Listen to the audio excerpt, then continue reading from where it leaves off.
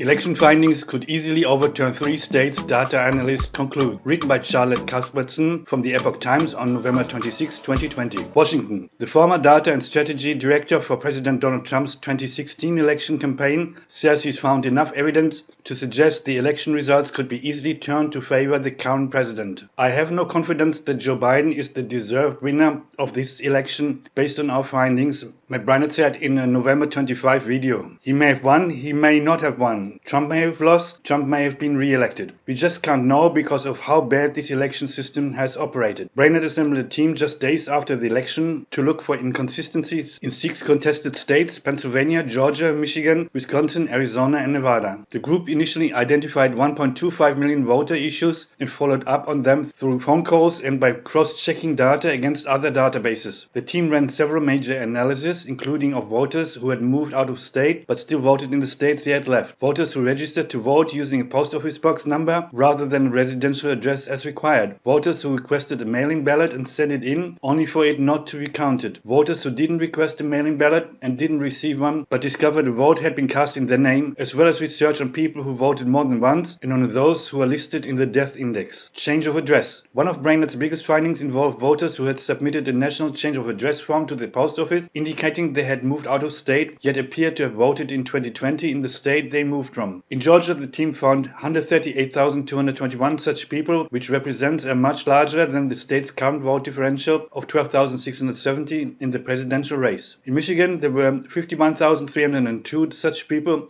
Wisconsin had 26,673.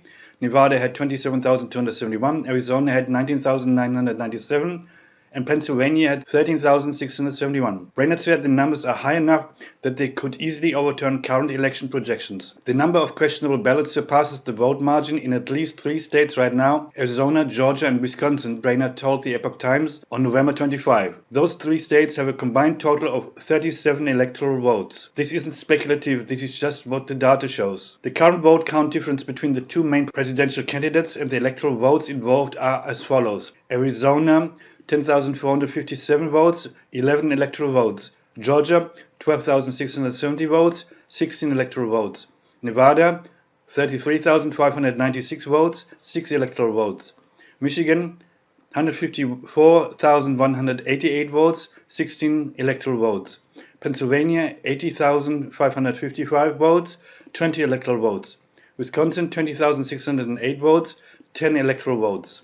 Brainerd said the team also found people who had voted more than once. However, he suggested the numbers his team found are likely much lower than the actual numbers, as he was unable to run the data against the numbers of in-person election day voters. The number of early and absentee double voters in Nevada and Pennsylvania was roughly 750 people, while in the other 4 contested states it ranged from 150 to 400 people. Brainerd said the analysis his team conducted don't require any leap of faith or trust in some magical mathematical formula. I can give you the list of the people who voted in this election who filed national change of address cards in Georgia, moving themselves to another state, Brainerd told the Epoch Times. And I can also show you the subsequent state voter registrations of these individuals in other states who then cast early or absentee ballots back in Georgia. I can show you the names of the people and the records of them having voted in multiple states and the raw data that the states make available. Pennsylvania Secretary of State Kathy Boockwart's office previously said that it has found no evidence of voter fraud or massive irregularities in Pennsylvania, while Secretaries of State in Arizona, Georgia, and Michigan have said the same. Early last week, the Department of Homeland Security's Cybersecurity Division said the number 3rd election was the most secure in U.S. history, saying there is no evidence that any voting system deleted or lost votes,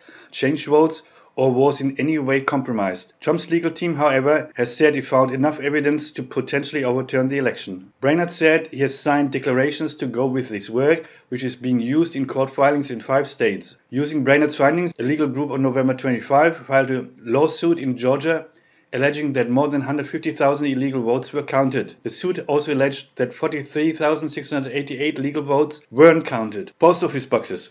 Again in Georgia, Brainerd found a further 1,000 people who registered to vote by using a post office box number but attempted to disguise the box number as an apartment or suite number. When registering to vote by law, individuals must use their actual residential address as their residence. A PO box number can only be used as a mailing address. Homeless people can list a shelter, a soup kitchen, or even a parking lot as their residence. So rather than saying PO Box 123, the address is listed as apartment 123, Brainerd said. And that's a major red flag. In Pennsylvania, the group found 1,400 such voters. He said almost all of those people voted early or absentee rather than in person at a rate far higher than the overall average. So that really raises a red flag because they are illegally registered, he said. It sounds like a good problem for the FBI to solve. Brainerd said he intends to share his findings with state law enforcement and the FBI. Mail-in ballot issues. The 2020 election saw an astronomical increase in mail-in balloting, which has been deemed as the most ripest for fraud. 9 states and the District of Columbia sent ballots to everyone on their voter rolls, whether they requested them or not. 5 of the 6 contested states that Brainerd looked at required a voter to request a mail-in ballot, while Nevada mailed out ballots to everyone on its voter registration rolls. In the 5 states that required a requested ballot, Brainerd's team found a significant number of people whom the state marked as having requested a ballot but not having returned it. Upon contacting those people, Brainerd said many of them told his call team that they hadn't requested a ballot at all. Others said they had requested and returned the ballot, but it hadn't been marked as received or counted. In Arizona, 44% of the people reached by phone said they hadn't requested a mail-in ballot, despite the state receiving a completed ballot in their name. In Michigan, that number was 24%, in Pennsylvania 32%, and in Wisconsin and Georgia 18%. Those are pretty startling numbers because the question is how? How did the ballot get requested? Who did that? Is it possible that people we talked to maybe lied to us, or maybe did it and forgot about it? Was there a clerical error that could be the substantial? Said Brainerd. Once they strip those ballots out of the absentee envelopes, it becomes very difficult to come up with a real remedy. Within the group of people who did request a mail-in ballot, but the ballot was flagged as unreturned, between 15% and 33% of the people reached said they had actually returned the ballot. In Pennsylvania, more than 160,000 uncounted mail-in ballots were requested by or in the name of registered Republicans. Brainerd said he hopes his findings will help bring greater scrutiny to the election process, in particular the verification process of mail-in ballots. He suggested fingerprints instead of signatures, clean voter rolls, and the availability of open-source voting machine data. It's unfortunate, but short of a judge ordering a do-over another election, short of that, I really don't see how you fix this, Brainerd said. This election, it appears to me, has been decided by ballots that are highly questionable. They are anomalous. I cannot say with confidence who won this election. I don't think anybody can. Jack Phillips and Peter Schwab contributed to this report. If you like my content, please subscribe, watch, like, comment and share, both on my main and my backup channel. I cannot rely on YouTube to recommend my videos to other people, if you know what I mean. And of course, join my Red Pill community on truthwillout.online. It's a bit like Facebook, Twitter, YouTube and Reddit combined, just without Big Brother tech spying or Orwellian thought police.